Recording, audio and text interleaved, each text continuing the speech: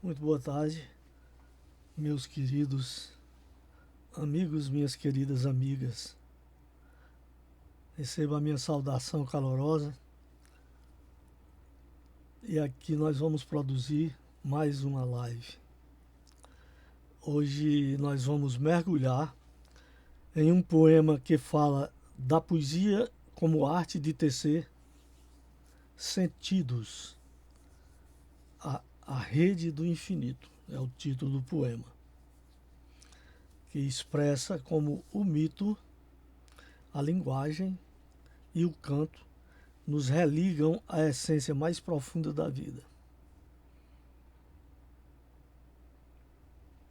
Repetindo, o mito, a linguagem e o canto nos remete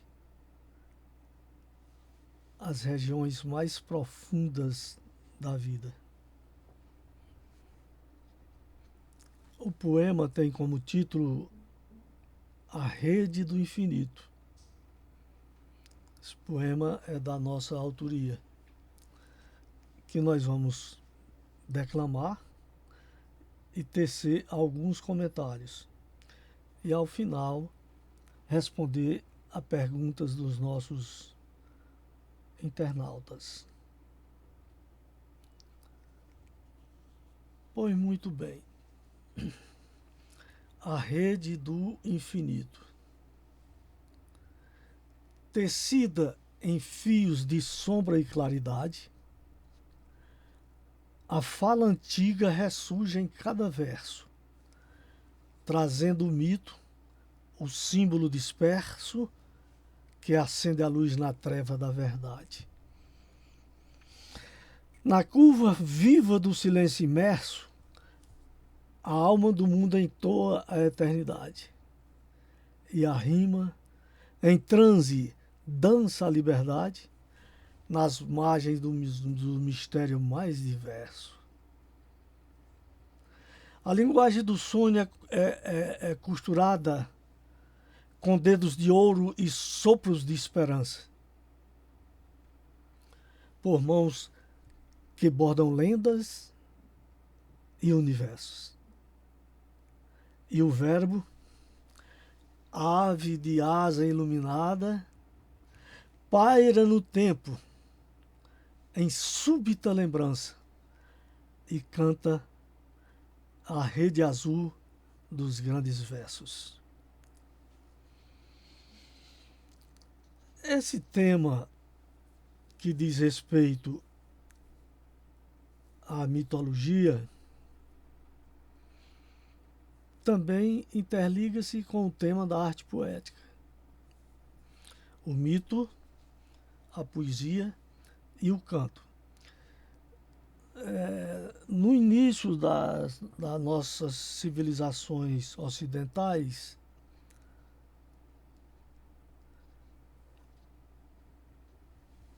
a linguagem predominante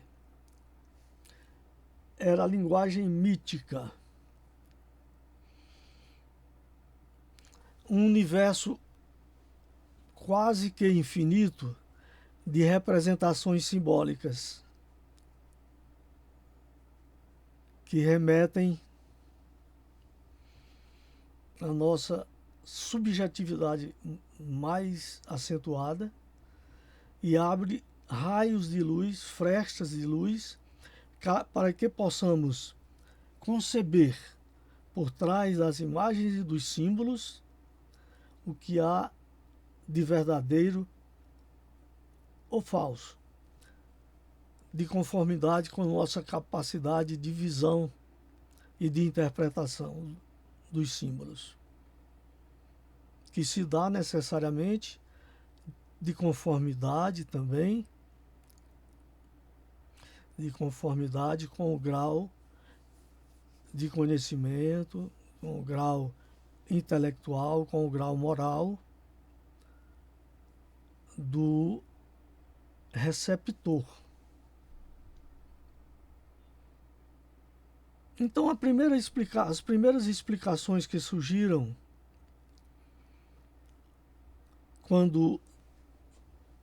praticamente não existia a escrita, foram as grandes epopeias, as grandes histórias fantásticas dos mitos. E a partir do que consta e constava dos mitos, o homem podia olhar-se como se estivesse frente ao espelho. E em cada narrativa mítica, ele encontrava todos os aspectos da sua estrutura humana. Questionadora, filosofia, né? Em busca da origem e da causa da vida e do mundo, teologia, e em busca de uma compreensão mais ampla do universo. Então a linguagem mítica ela predominou por alguns séculos. E é uma linguagem muito profunda, que requer uma atenção muito grande para que se possa compreender o que está velado, está por trás do véu. Quem primeiro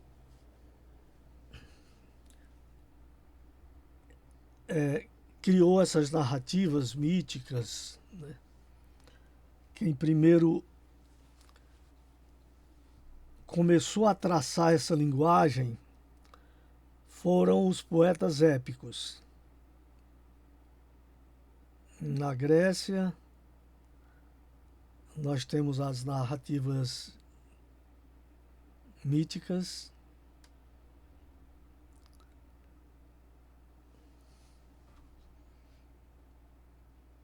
De Homero. Em sua Ilíada e Odisseia. Praticamente um tratado narrativo, histórico e épico da concepção do mundo a partir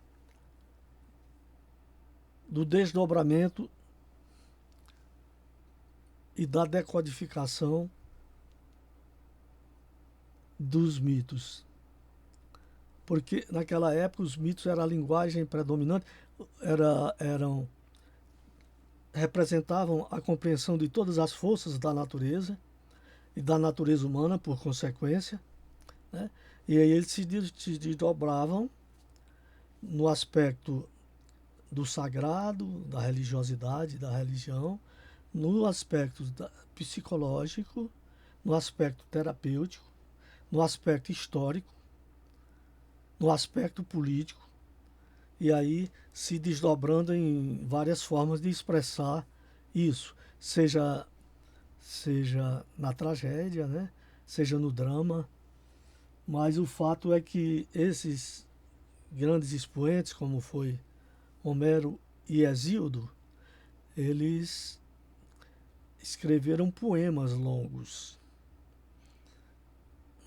No caso da Odisseia e a Ilíada de Homero, e Teogonia de Hesíodo.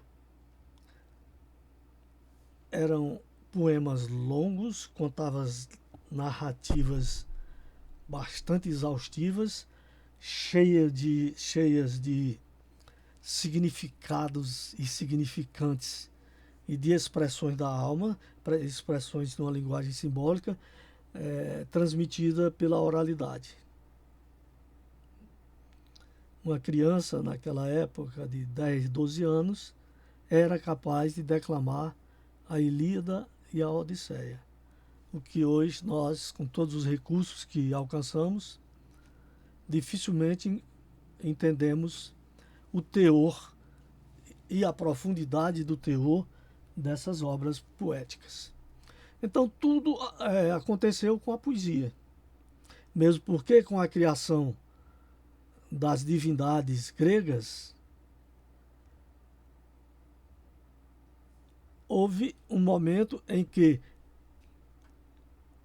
se pretendeu deixar um legado histórico de tudo aquilo que ocorria, né, à época. E aí, por sugestão de uma deusa, criou-se as musas. As musas remetem também à poesia, à inspiração, mas não num sentido muito superficial como acontece nos dias de hoje, né? Mas num sentido bastante aprofundado. Na verdade, elas eram verdadeiras guias espirituais, morais, intelectuais. Ocupavam ali uma região montanhosa, tudo simbolicamente.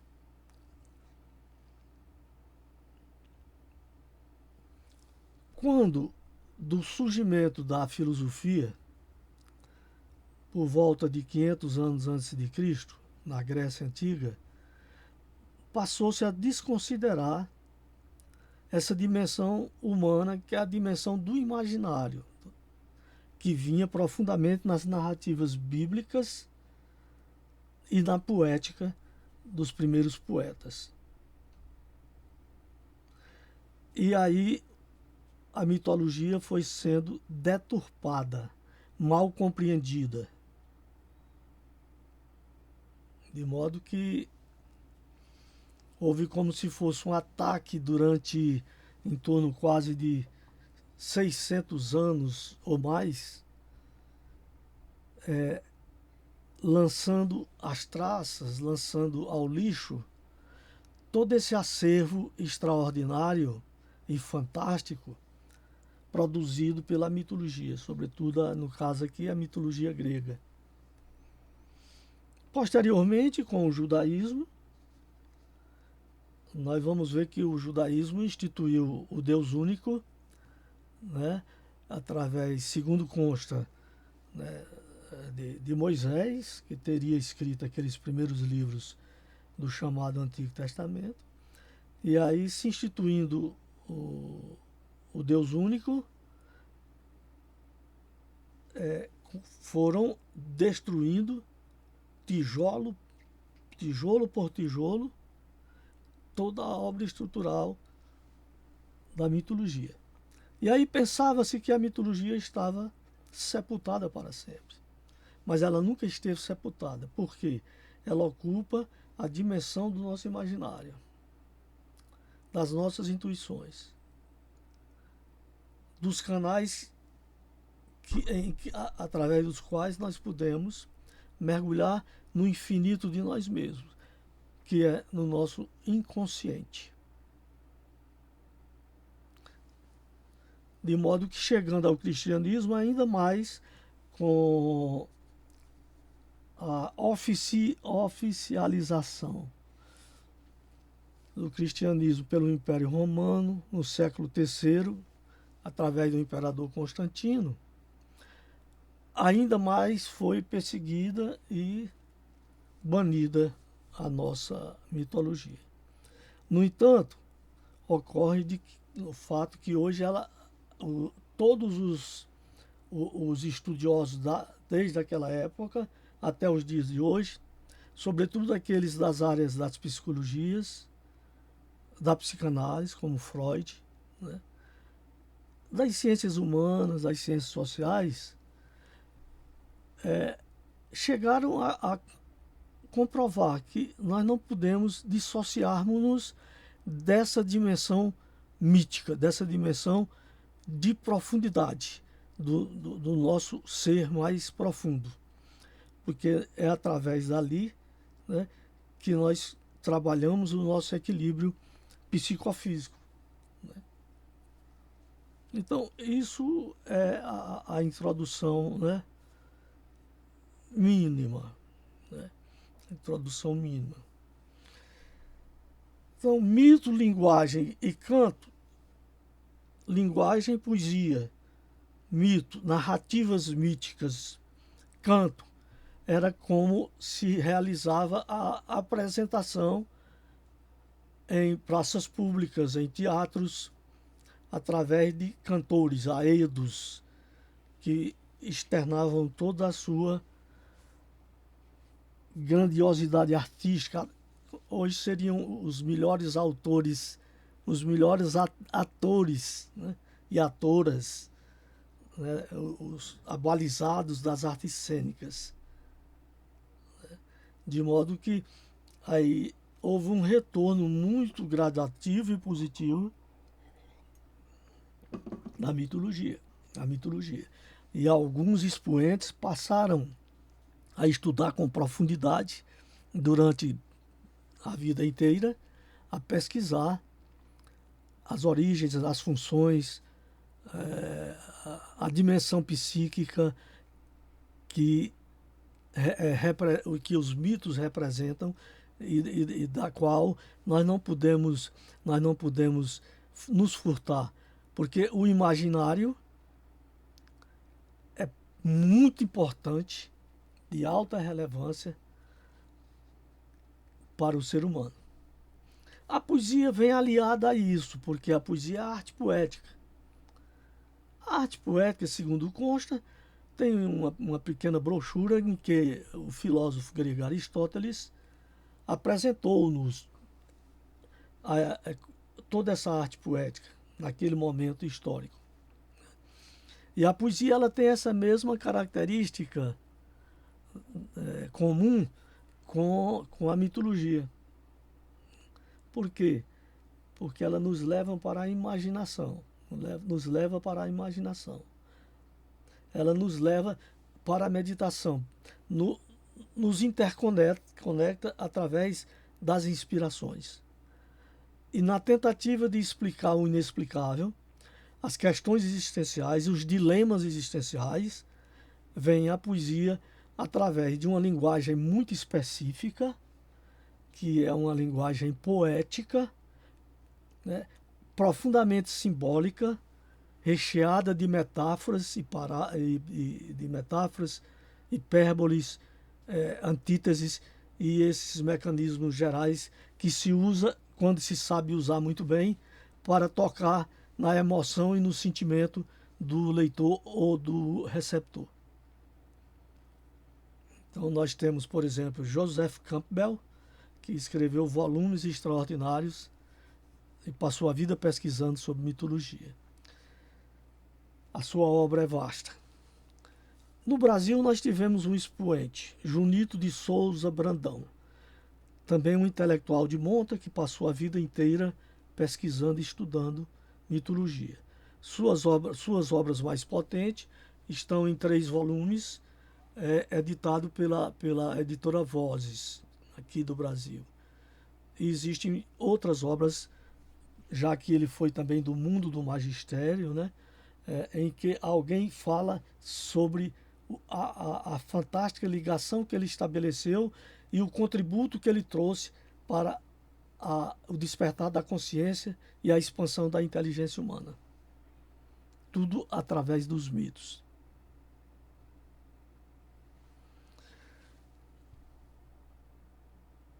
O nosso poema A Rede do Infinito diz o seguinte: tecida em fios de sombra e claridade, a fala antiga ressurge em cada verso, trazendo o mito, o símbolo disperso, que acende a luz na treva da verdade. Na curva viva do silêncio imerso, a alma do mundo entoa a eternidade.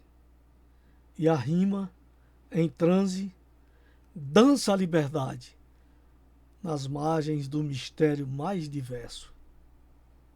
A linguagem do sonho é costurada com dedos de ouro e sopros de esperança, por mãos que brotam lendas e universos. E o verbo, ave de asa iluminada, paira no tempo em súbita lembrança e canta a rede azul dos grandes versos. Esse é um soneto do tipo soneto clássico, um soneto do tipo italiano, né? Um soneto à moda de Petrarca, italiano, né?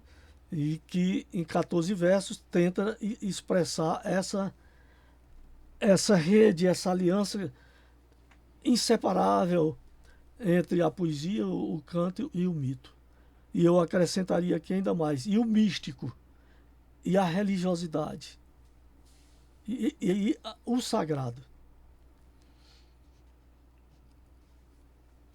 Bom, também nós não podemos falar em poesia, mito e canto sem falar de símbolos. Os símbolos são obras de arte, na sua maioria,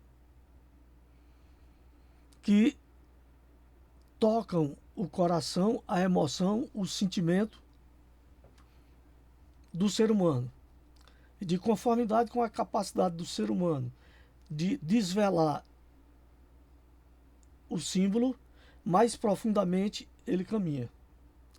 E menos profundamente caminha se a sua capacidade de desvelar o símbolo for a mínima possível. E é interessante que nós podemos falar de um mito estabelecendo um critério que nós chamamos versão. Por que versão? Porque aquela versão é a interpretação dada por cada um de nós. E o mito não fecha com cada um de nós. Ele permanece sempre aberto a novas perspectivas, a futuras revelações, né? E o seu contributo dentro das ciências psicológicas, da teologia, da filosofia, tem sido imensa. Né? Tem sido imensa. A poesia é a arte das artes de ultrapassar as limitações e a infinidade e a finitude dos seres humanos.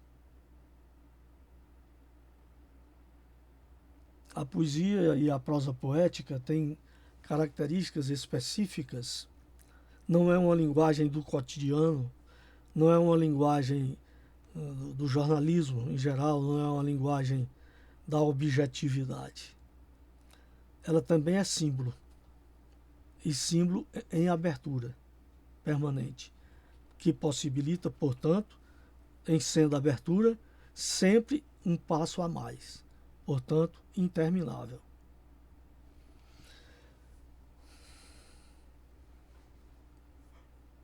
A palavra poética nasce no entrelaçar do tempo com o indizível. Existem zonas da existência planetária, da existência humana, da concepção humana, sobretudo no campo da filosofia, de questões que se entrelaçam e permanecem entrelaçadas e são indizíveis. Ou seja, não é possível definir, não é possível fechar ou enjaular em um conceito. E as artes em gerais, e aqui, sobretudo, a poesia, é o mecanismo que mais se aproxima dessa zona cinzenta ou metafísica, além da física, ou da abstração, ou da intangibilidade. Porque através de uma linguagem que evoca naturalmente a reflexão, uma reflexão profunda, que promove como que a abertura para se fazer articulações de antíteses, contrários e também de aproximações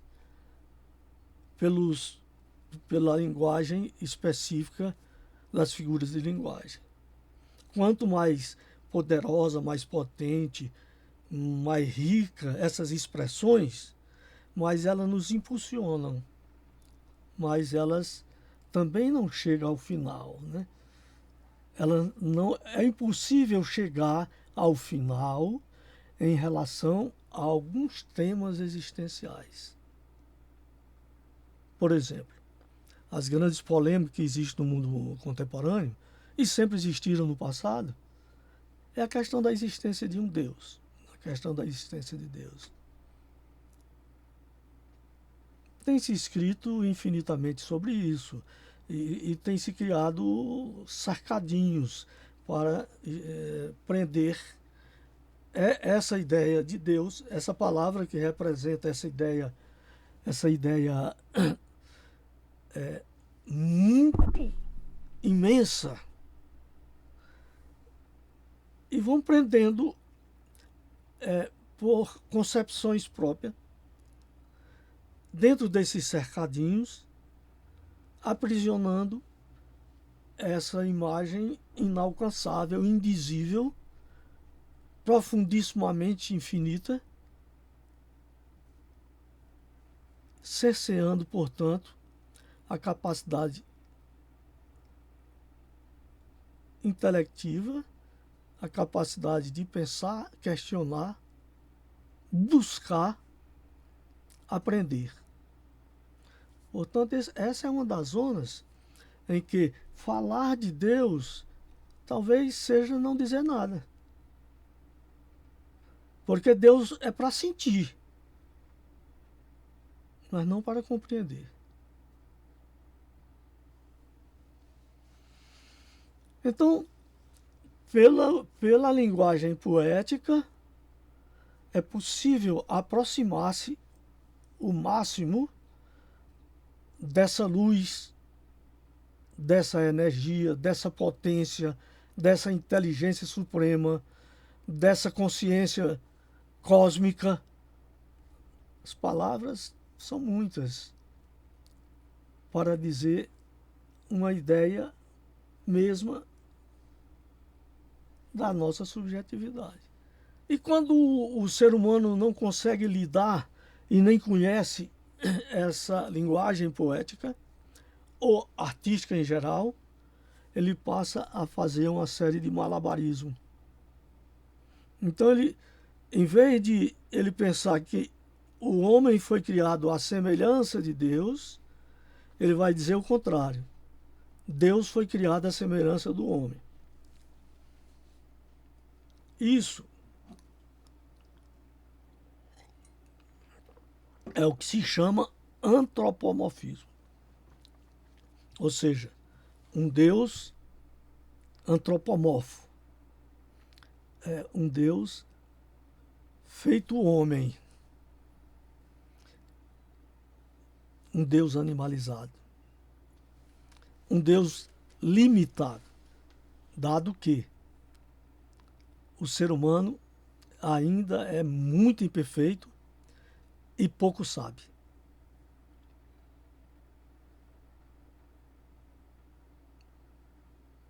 Que se diria de um grão de areia quando, através de microscópios potentes, se alcança inúmeras galáxias a milhões de anos-horas do nosso planetinha Terra.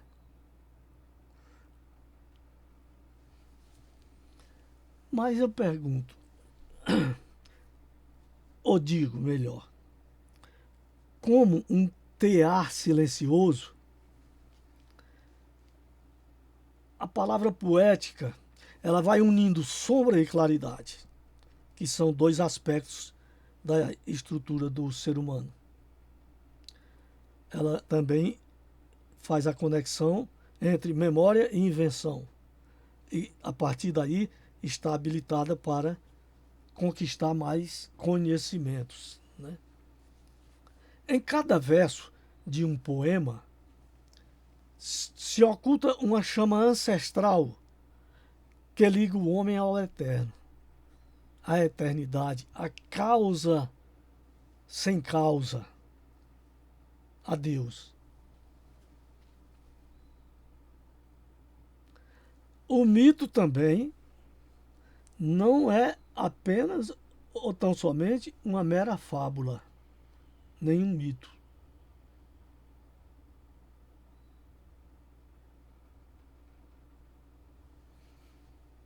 Não é uma mera fábula do passado remoto. É a linguagem viva cintilando sob as dobras da consciência humana, da inquietude humana, da fragilidade humana, ansiosamente ávida por saber e por viver. A poesia, como a alma humana, e até mais, como a alma do universo, como a alma do mundo, murmura em ritmos e imagens. Imagem, som e movimento. Portanto, é uma linguagem viva, cintilando sob as dobras até da vida cotidiana. E a alma do mundo murmura em ritmos e imagem, costurando os instantes com fios invisíveis de sentido. E a poesia, quando verdadeira, ela não explica, porque é figurativa, muito simbólica. Ela não explica, ela ilumina. Na medida que o ser humano penetra nesse universo e vai alcançando passo a passo melhor capacidade de recepção de sentido, esses fios invisíveis vão se revelando. Como se esses fios ainda estivessem como uma dança nas margens do mistério. E em seu compasso ensinasse a ver com os olhos da alma.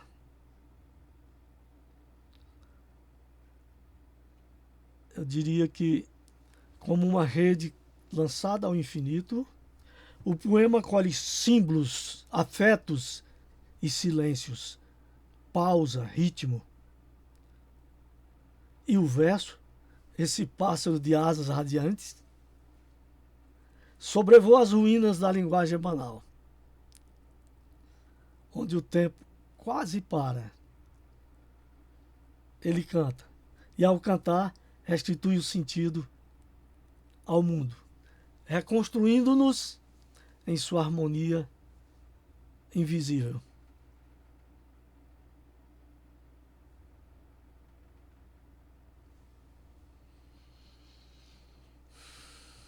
Dito isto, esse assunto seria assunto para compêndios, e eu tenho minhas limitações, e são muitas.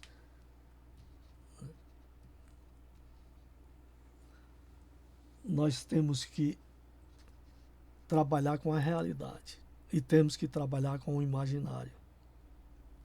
Nós temos que trabalhar com a integralidade de nossas percepções psicofísicas, mediante um sistema disciplinar, mediante uma ordem de estudo contínuo, para ter segurança e firmeza no passo que dá adiante. Vamos agora partir para algumas perguntas, né, que eu recebi de parte de ouvintes. Na primeira pergunta, o que significa para o Senhor dizer que o verbo paira no tempo? O que é o verbo? O verbo significa ação ou fenômeno. Se é inerte, não é o verbo. Mas existe alguma coisa inerte no universo? A ciência já deu essa resposta.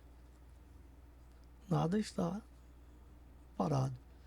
Nada é inútil. Tudo está em comunhão.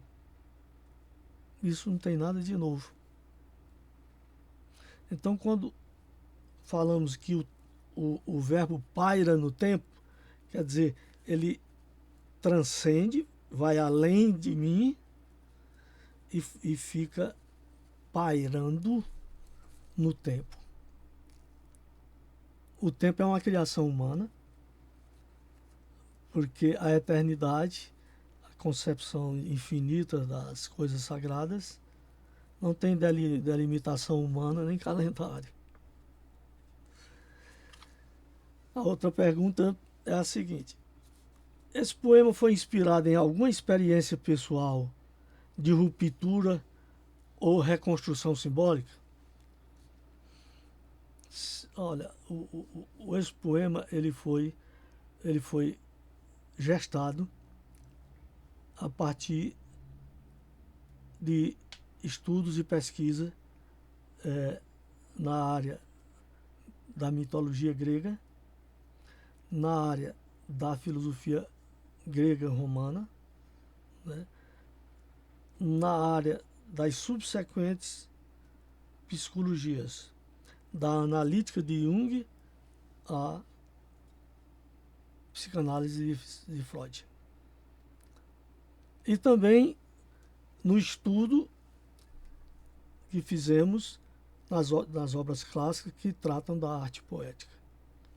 Sobretudo o livro que eu já me referi aqui, do grande filósofo Aristóteles, que escreveu um pequeno tratado sobre a arte poética. Eu penso que aqui eu já tentei responder alguma coisa. Vem mais aqui outra pergunta.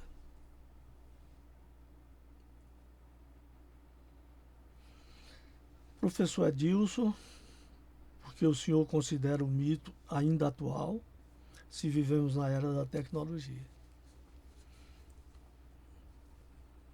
O mito sempre foi atual e será atual. É que muitas pessoas desinformadas aprenderam que mito era uma falsificação. Mito é uma mentira. É uma fake news. E eu posso assegurar que não tem nada a ver com isso. O mito representa os arquétipos mais profundos, quer dizer, aqueles padrões existenciais comprovadamente existentes no tempo infinito, né? E a partir desses arquétipos ele vai revelando sabedoria também infinita. Portanto, na era da tecnologia, nossa era, o mito só tende a crescer. E mesmo porque nas nossas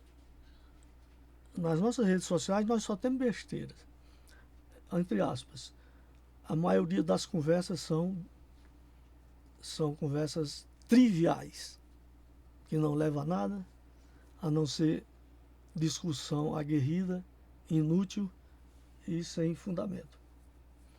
E se você quiser saber, veja as séries sobre a mitologia hoje no mundo da tecnologia, as séries que se reproduzem hoje de mitos, tanto no cinema quanto na televisão e nas próprias redes sociais.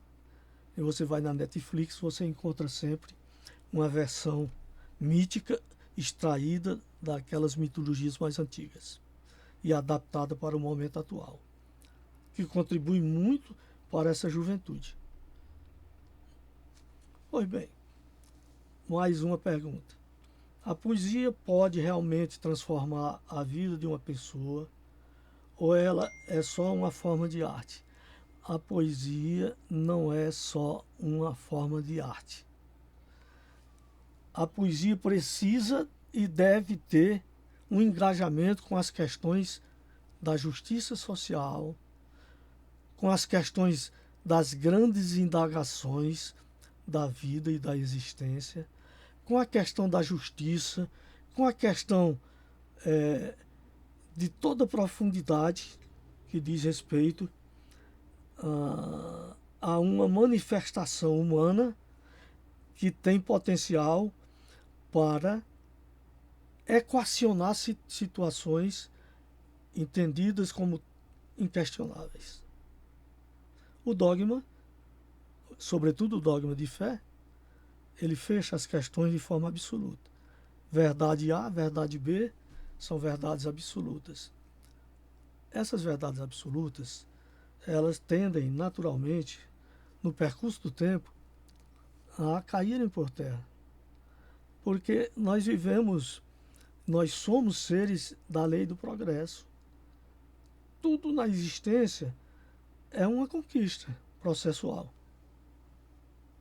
De modo que eu não posso engessar praticamente nada. Nem posso, nem devia, porque há uma tendência absurda de querer dar conta da vida alheia, de querer ser conselheiro, mentor e outras mentoria, outras denominações que são apenas aconselhamentos, às vezes positivos, às vezes insignificantes ou negativos. Preciso ter cuidado com as crenças. Pois bem, a poesia pode realmente transformar a vida de uma pessoa ou ela só é uma forma de arte? Já respondi, né? A poesia necessariamente ela transforma a vida do ser humano, porque possibilita inumerável quantidade de vantagens. Promove o interesse pela leitura dos melhores escritores que produziram obras poéticas na história da humanidade. E aí essas experiências são infinitas e grandemente significantes, impulsionando o ser humano para tirar a venda dos olhos, para desbloquear uma racionalidade burra, para separar o joio do trigo. E aqui, meus caros amigos e amigas, nós queremos fazer um convite para que vocês, na medida do possível, vocês se inscrevam na nossa plataforma no Instagram, no YouTube. Você procura lá o Pensamento Vivo de Adilson Santana e se inscreve. Pensamento Vivo de Adilson Santana no YouTube. Ali você se inscreve, porque é ali onde eu posto todas as minhas lives, todas as minhas falas. E você pode ter acesso a qualquer uma delas, ou a que você achar conveniente ou não.